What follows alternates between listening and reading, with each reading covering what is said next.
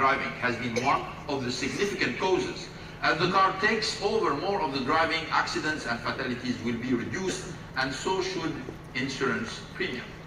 The Renault-Nissan Alliance is committed to delivering 10 models with autonomous drive functionality by 2020, and you'll hear more on this today. In addition to safety, consumers tell us they want a more productive and connected drive. In the US, a driver in average spends 1 hour in the car per day. Hands on the wheel, eyes on the road. Consumers want to be able to join a video conference, talk with family, solve problems in partnership with technology. More and more, they expect constant connection, even on the go, especially with younger drivers. Consumers want more choices and more convenience. Yesterday, I was authorized for the first time to sit behind the wheel of one of our autonomous cars in Palo Alto, Silicon Valley. It was a great experience and a glimpse into what's to come. But like me, many people don't want to give up driving completely. Instead, what they want are options to decide when to drive and when to let the car take over. Vehicles used for customer services like robo-taxis, robo-delivery, shuttles, public transportation alternatives operate smoothly and make quick decisions in unpredictable circumstances. This technology will make it possible for more autonomous vehicles to be on the road much sooner. With the technology in hand to ensure a smoother transition to autonomous driving, we are announcing that this year Nissan will lead an engagement with the Renault-Nissan Alliance and Japanese internet company Dina to begin field tests in Japan, targeting the development of driverless cars for commercial services. By 2020, we will expand the scope of testing to include mobility services in the Tokyo metropolitan area. This is the first time we are announcing our target for a driverless vehicle for commercial uses.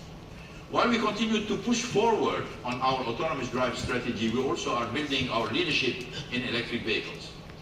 It's found, it's sent to all the other vehicles. Here we can see another vehicle coming down the same road and approaching the same obstacle.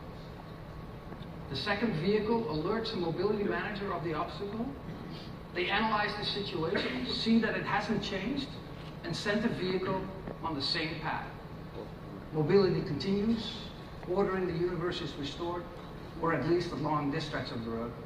This kind of human-machine teamwork is developed from NASA's technology to manage interplanetary rovers. For consumers, this will mean a new ecosystem of mobility that is safer and smarter, more efficient and more exciting. We know from studies that one of the biggest hurdles to driverless vehicles is customer acceptance. Many people told us that they would not take over the wheel if the driver's vehicles met an obstacle they could not navigate. So SAM will provide customers with peace of mind, knowing that while their vehicle remains autonomous, people always stay in the loop. I see that in your schedule, but I thought that you could do more demonstrating and less talking.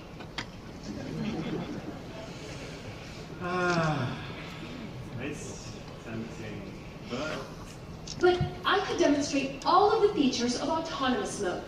For example, I could bring up your Netflix queue, so you can continue binge-watching Game of Thrones from earlier when you skipped speech rehearsal. we were going to keep that between us, right? Let's skip that. I can also plan for your arrival back here. My arrival back here? Yes. After the demonstration, I can reserve parking at the nearest charging station, so I'll be fully charged after your speech. That does sound tempting, but... And since my records show that I'm overdue for servicing, on the way back, I can stop by the nearest Nissan service center and confirm they'll have the parts we need in stock.